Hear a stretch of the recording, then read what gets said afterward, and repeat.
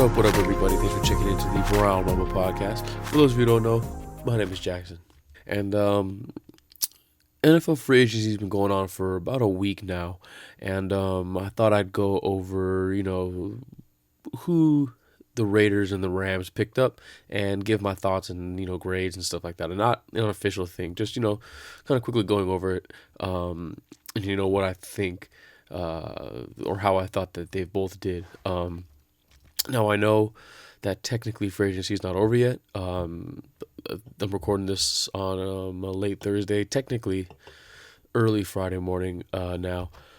And, there's still some moves to be made. There's still a lot of, kind of big names out there still left that, either the Raiders or Rams could both get. And like I said, I'm just going over who they have. And then at the end, I'll kind of, touch on, who I think is still available that can help both teams. So starting with the Rams on offense, I'm sure most of you know the big deal that they made was with a guy who I predicted that they should get, which is, not to toot my own horn over here, but, I did kind of, call out a lot of the picks that, I call it I did predict a lot of the positions that both the Raiders and Rams needed to address. Like I said, not going to toot my own horn, but then again, it was pretty obvious for both teams. But the first one was with Robert Woods. Now, if you listen to the my prediction thing, why I thought this was a good pick. He's got good hands. He's a solid receiver. But like everyone else, I'm not 100% sure about that contract. I believe he got like 4 years, $50 million. He got top number one receiver money for a guy who I thought, is more of a number two kind of guy. But hey, it's a start. Like you got to start somewhere, especially with the Rams. They beggars can't be choosers. And like I said, Robert Woods is still a great pickup. And another one that another key position that they addressed was at left tackle and signing Andrew Whitworth from the Cincinnati Bengals.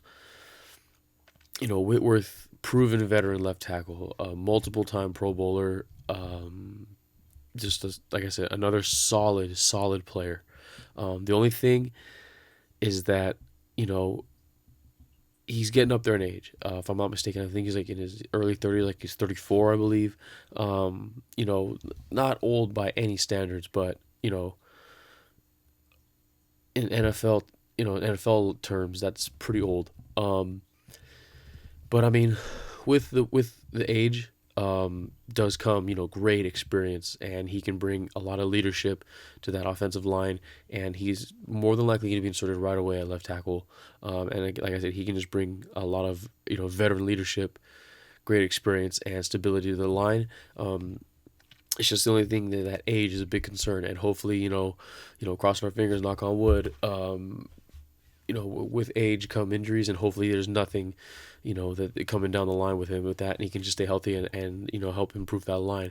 And then the next offensive guy, they got Lance Dunbar to, take the load off of Todd Gurley. Lance Dunbar for the last few seasons has been in Dallas, part of their, little carousel of running backs. But yeah, he's, like I said, just a solid pickup. Not, he's not going to come in and he's not going to take away carries from Todd Gurley. He's just going to help, lighten the load. When you got a star guy like Todd Gurley, what's coming every time he's in. But he's a good change of pace back. He can run the ball traditionally, but he can also catch too. I mentioned that they should get a guy like Jason Starks, but Lance Dunbar just fits that mold almost to a T. Like I said, he's a good pickup all around. And then to finish things off on offense, they signed backup quarterback Aaron Murray. Not by any means like what I was predicting, a guy like a veteran or at any at any cost, stretch of the term, but he's just a guy who's been around for a little bit. He knows what it takes to be an NFL quarterback. He's just your typical or prototypical backup quarterback. Like I said, guy that's going to hold the clipboard, essentially being a coach out there. He's probably one of the guys like motioning in signs and then helping get the play call in to Goff. But another big thing is he's a former college teammate of Todd Gurley. Now, I mean, he's not going to come in and start right away or anything like that, I don't believe, but any kind of familiarity coming to the team like that, is always a good sign, especially for one of your star players and arguably the star player on the team, and Todd Gurley. So we'll have to see how that goes. Like I said, not expecting too much from him, but like I said, he's going to be a good, solid backup for Jared Goff. I mean, like I said, there was a few other guys out there that they could have got. To be honest with you, like I said, I'm just throwing that out there. Tony Romo, I believe, is still out there, so keep an eye out for that. But rounding things out on the defensive side, two guys they brought in. Like I said before, I've been saying it for a lot. Talking about the Rams. Wade Phillips. Really, just a coach like Wade Phillips will attract players. They're not two of the big name players, out there, but they brought in Kayvon Webster, a cornerback who, I'll be honest, I don't know too much about him. Didn't really know much about him beforehand, but a guy, he's from Denver. He played with Wade Phillips in Denver for the last couple seasons, and obviously he's a guy that Wade Phillips trusts to bring over. From what I understand, he's a good corner. From what I understand, he's going to be a starter. I'm not 100% sure with that how that's going to work, but he's definitely going to be playing a lot. And from what I saw too, he's a good special teams player, which like I said, any extra help you can get. And people forget that football is more than just offense defense. There's three phases of the game: offense, defense, and special teams. So he can definitely help contribute in that facet as well. And another guy that brought in was Connor Barwin. I've been a fan of Connor Barwin personally. He's a great versatile defensive lineman. He can play traditional hand in the ground 3. He can play a little bit outside 5 technique. Stand up. A little light on the hands, rush the passer, stuff like that. So, by no means is he a Von Miller, Khalil Mack type, but like I said, just real versatile defensive lineman who they can move around, do a lot of things with, and like I said, formerly played with Wade Phillips, and a guy that can help, guys like Connor Barwin and the new guy Kayvon Webster, who have played for the new defensive coordinator in Wade Phillips, can help other guys get used to the playbook, used to the play calling, used to the way that Wade Phillips run things. So it's good to have that familiarity around. Like I said, to help bring things together and help the learning process for everyone involved. Now, there's two guys that I wanted to talk about from the Rams too. They let Kenny Britt walk, which was kind of I guess you kind of see that coming. He's just kind of everywhere he's gone. He's just got, like I said in the last podcast, he's got all the physical attributes you'd want from a number one receiver, but he just couldn't put it together. He couldn't do it in Tennessee, and he didn't do it here for the Rams. And now he moved on. You kind of saw that coming, but it's I mean, not really going to be missed that much. But a guy that potentially might be missed a lot is T.J. McDonald, who is a real force back there at safety. He's not yet one of those guys that's like a Cam Chancellor or those big name safeties, but he has all the potential in the world to be just like that. He sets the pace, he sets the tempo on the field. He's a real real ball hawk, real field general. And it'd be a big loss for them to lose, for the Rams to let him walk. I really believe they should re-sign him, and if he doesn't, then I mean some team is going to get a really good player. So if I were the Rams, I would do what it takes to sign T.J. McDonald. That's within reason. You know what I mean? He's not quite. Like I said, at that top safety Cam Chancellor, Earl Thomas level, but he's right there. He's ready to break through, and I think with a I mean, as much as I've been gassing him up, as with a great defensive coordinator like Wade Phillips, I think he's got the potential to do that, in the coming seasons. And like I said, they should really try to get, if they really, really, you know, want to be successful, I believe that they should try and re-sign TJ McDonald at whatever it costs. All right, now moving on up north to Oakland, with the Raiders, I'm going to start with who they lost first, because there's a lot more guys than I expected to walk. Initially, if you listen to my last podcast, I mentioned how, when a team was as successful as the Raiders were last season, you don't want to, bring in too many guys to, mess up the chemistry they have with, like I said, as well as they did. You kind of just want to, you don't really want to mess that up. But at the same time, I didn't really think about how many free agents they had, and there's a lot of guys who walked. I'm gonna count it now. Right now, there's 1, 2, 3, 4, 5, 6, 7 players walked, and most of these guys are pretty key contributors to the Raiders over the last few seasons. And I didn't take into consideration that when a team does as well as they did last year, that their stock has never been higher. So as free agents, they this is a business, as we all know, and it's also, it's a job for these guys, and it's the way that they make their living, and they've got to pay the bills, and they got mouths to feed. So I mean, best of luck to these guys wherever they go, when they're taking off. But some surprisingly big shoes to fill. With the guys like, I really, really, really liked Malcolm Smith, but he left. Latavius Murray left. Also, another guy like guys like Stacey McGee, Nate Allen, DJ Hayden, and Melanick Watson. These guys just these guys were names that were, like I said, pretty decent contributors to the team, to their success in the last couple of seasons. And so, the Raiders didn't really sign a whole lot of guys. They only brought in 3, but I think that the 3 guys that they brought in, can kind of help. I mean, I don't mean it like that. I mean, they'll definitely help. There's no doubt about it. But I think they still have some moves to make to help fill in the depth and have that like I keep mentioning, that insurance,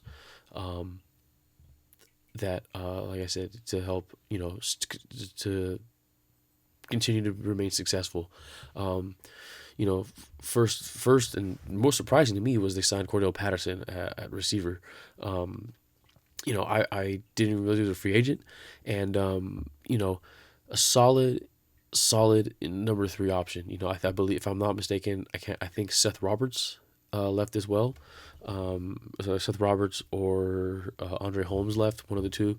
So he's going to be able to step right in and be the number 3, 4 option for the Raiders at receiver. And as you all know, he's a huge presence on special teams. And again, 3 facets of the game: offense, defense, and special teams. And Cordell Patterson has been the most explosive guy on special teams in the last few seasons.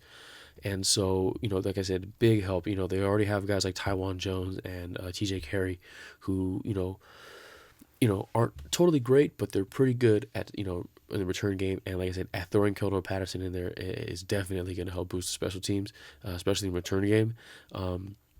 Another guy who I was really kind of surprised at was getting Marshall Newhouse. He's definitely going to be able to fill in the role and step in to replace for the role that Melanick Watson had as the kind of utility lineman. He's definitely going to play a lot of tackle.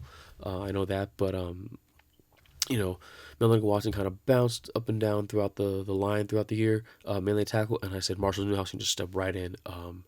He was a pretty high draft pick from what I remember, and didn't quite pan out to be like the they thought he was going to be like like an Orlando Pace kind of guy who was just going to step in and be your next your solid be your starting tackle for the next 10 years, but didn't work out that way.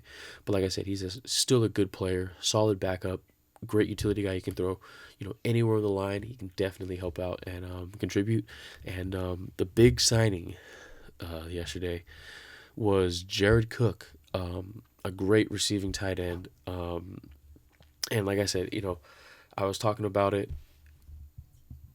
at length that they, could help, that they could get another tight end guy for insurance, but I didn't think they were going to go out and get Jared Cook. I thought the Rams should have got him again, but you know, it's going to be a great 1-2 combo with Walford. I mean, I like Michael Rivera too, but I mean, when you got, a great blocking tight end who can also catch like Clive Walford with a great receiving tight end like Jared Cook, I mean, that's just, a match made. That's just, you know, uh, name a more iconic duo. I'll wait with those two guys, especially for a great quarterback like Derek Carr. I mean, they're definitely, defenses are gonna have their hands full with those two guys. You can guarantee that. And like I said, great pickup. Definitely didn't see it coming. Um, but yeah, I'm really happy with the three pickups that they got so far. Um, you know, and I guess I'll just kind of go right into it right now. You know, there's probably more coming down the chute for the Raiders. Big talks that Adrian Peterson might be coming to the Raiders, especially with the departure of Latavius Murray, like I said, and especially with him going to Minnesota. So they've Minnesota's clearly moved on from AP, and like I said in the last podcast, again, with Jalen Richard and Denard Washington, the Raiders already have two kind of elusive backs, and they're gonna need that guy who's gonna be able to get you, those that hard 3 yards on that 3rd and 3 or 3rd and 2, and that you just need those couple yards to get the first down. They're gonna need a guy like that, and I mean, as even though Adrian Peterson's been banged up the last few seasons, he's still Adrian Peterson until proven otherwise. So I mean, he could come in and be that guy. I don't know if he'll come in and start right away, um, but like I said, he could definitely be that guy, that change of pace back to just the real, the bruiser back. They won't ask him to swing out and catch passes or anything like that. He'll just be strictly a runner. So I mean, he could definitely help. Uh, Definitely. And another guy, two other guys that I was mentioning before, D'Angelo Williams and LeGarrette Blount, they're still available. Um, and like I said, speaking, they can fill that role of the bruiser back as well. Both those guys, D'Angelo Williams especially, are getting up there in age, and they're gonna want to reduce their roles to just strictly runners. And I believe that they can step right in and really have an impact on the Raiders behind a great line. That's the big thing too. The Raiders have such a great line that they'll be able to open up those holes for them and make their jobs a lot easier. So yeah, maybe look out for a different running back coming to the Raiders. Don't know if it'll be like AP. The only thing is the money with AP, a big name guy. So like I said, who knows who it'll be. But then going straight to defense, especially with the departure of Malcolm Smith, and Dante Hightower re-signing with the Patriots. Pretty thin to find a replacement for a guy like Malcolm Smith. But I believe that as much faith as I have in Perry Riley, he's going to need help. The outsides are held down. We all know that with Bruce Irvin and the Mack truck, but inside, we got to find those guys that can just stay within the tackles. And I believe that's Zach Brown, the guy who's from the Bills. He's proven that he can be that guy. He can just anchor a defense. He did it for a Rex Ryan defense. I mean, and that's, say what you want about Rex Ryan as a head coach, but if you're a guy who can be a middle linebacker and hold it down for Rex Ryan, you know, say no more, fam. I mean, look at the great middle linebackers he's dealt with, in Bart Scott, Ray Lewis, guys like that. He's and Zach Brown is one of those guys that had Rex Ryan's trust. So I mean, and he could step in right away and be a great contributor to the defense. And like I said, they didn't quite address their corner need yet. There's a couple options out there, like Darius Butler and Nickel Roby. I know that they're not the greatest of options, and no offense to those guys, but I mean, there's not the greatest options, but like I said, they're solid. Not they're proven NFL corners that know that they can hang in the league. Until like I said, until proven otherwise. Um, so I mean, they could get either of those guys to fill in and play nickel, dime, corner, something like that. Um, but yeah, like I said, with the departure of DJ Hayden, who was a former first round pick, they definitely need to find someone who can fill in the shoes for DJ Hayden and in a backup secondary role.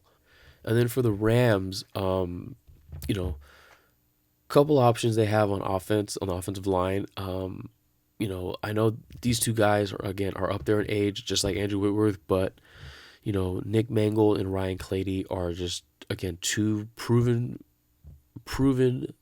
veterans with great resumes, multiple Pro Bowls, and just happen to catch the injury bug because of age. And like I said before, how many times have we seen guys have resurgent second years or second half of years, or excuse me, resurging second halves on their careers, not years, on their careers.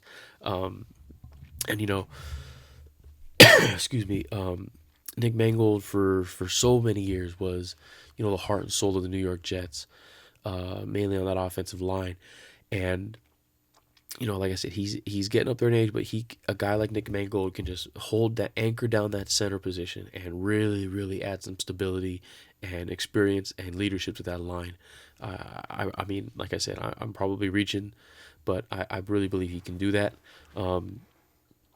Same thing with Ryan Clady. He can come in possibly and play opposite of Andrew Whitworth at the right tackle. I know he's been a left tackle most of his career, but he could probably step in and play a little bit of right tackle.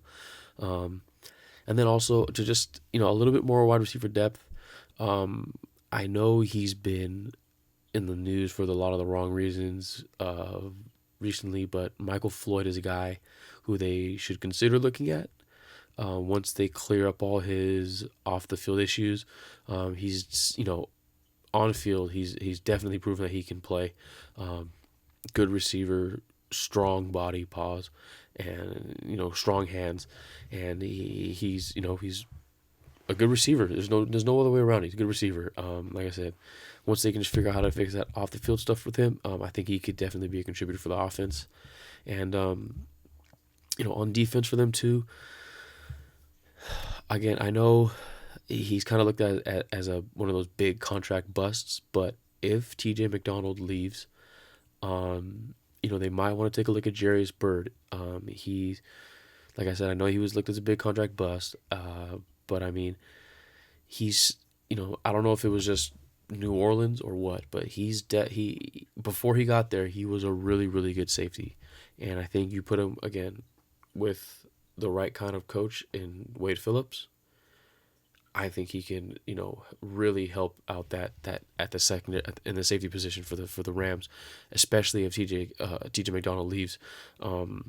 He led the league in interceptions one year, not too long ago, a couple seasons ago. I mean, a guy like that just doesn't all of a sudden forget how to play football.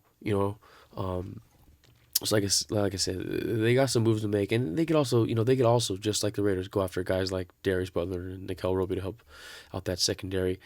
Especially since they are actively shopping Jermaine Johnson still. No word on whether he's gonna move not or yet, but like I said, any hope you can get in the secondary, especially with a great defensive coach like Wade Phillips, like I said, you got to go for it and try to help give yourself a little bit more wiggle room and a little bit more assurance.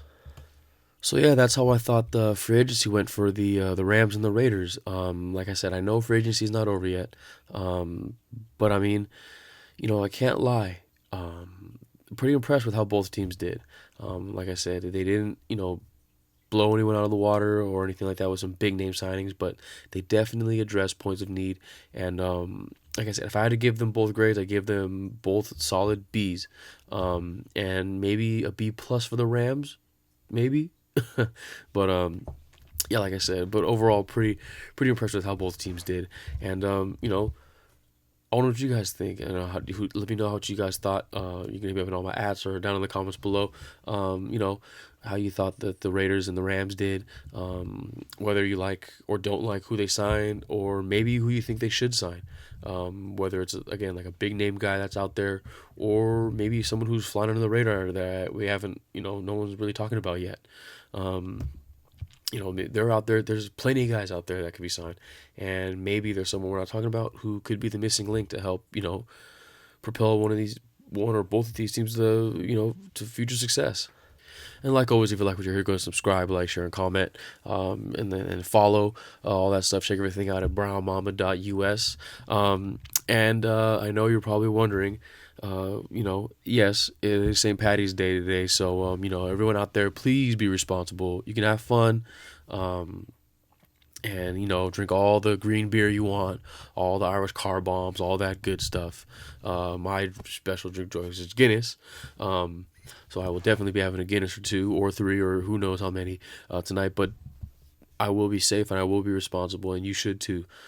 There's Uber, Lyft, and even if you're a bum out there like that, you got to take a taxi. Take a freaking taxi. Please don't drink and drive.